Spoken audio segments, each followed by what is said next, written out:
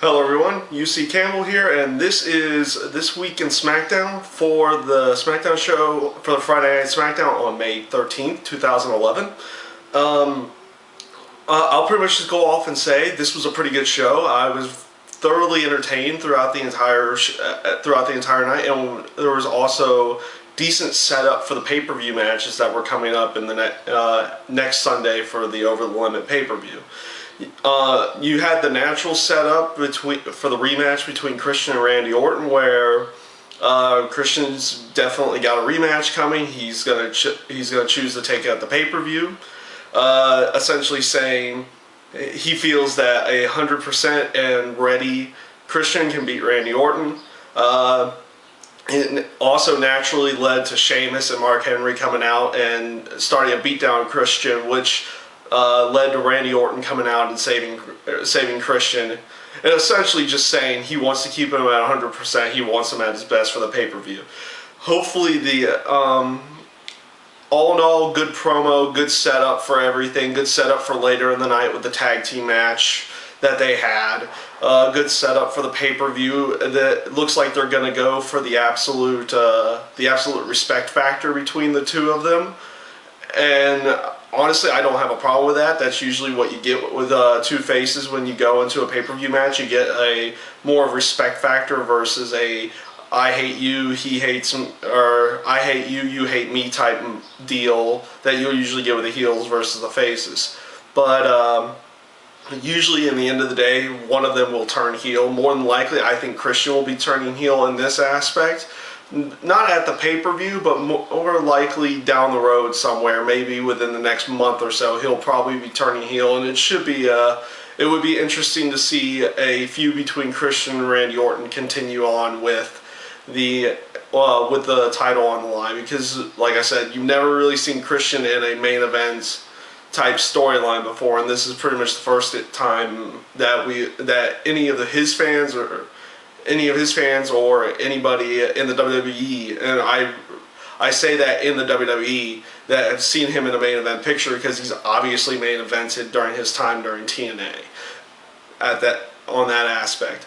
Other things I liked with the show was I liked the little setup with Layla and Michael Cole to bring out Karma. That was kind of nice to see. And obviously they played the storyline up for Layla that apparently she hurt her knee at the pay-per-view. I don't know if she's actually injured, but that's what they're playing up. Once again, like Michael Cole's little heel antics, interrupting the Divas, of course, saying that no one really cares about the Divas and everything like that, which brought out Karma. Sorry, fly just flew in front of my face, that's why I looked up. Which brought out Karma. And Michael Cole trips up Layla. Karma gets her hands on Layla, and then almost gets her hands on Michael Cole, which would have been extremely interesting to see.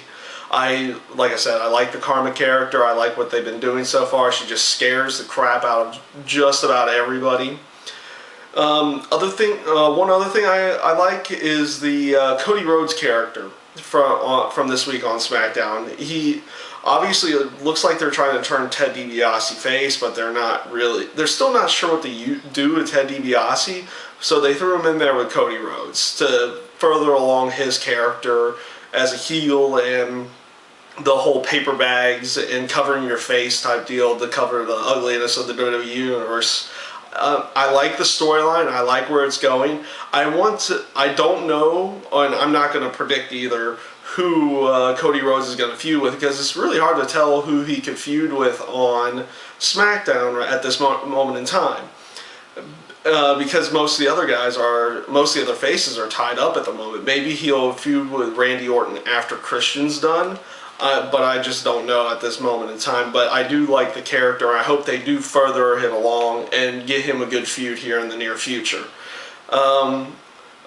Also, for me personally, I still don't like the whole lights turning colors for Sin Cara's matches, but it does actually give a unique look to his matches and a unique feel into the atmosphere of the SmackDown audience as it is as a whole. His match with Daniel Bryan was really good. Once again, I like the fact that Chavo interfered, and it looks like it's going to set up a match between Sin Cara and Chavo.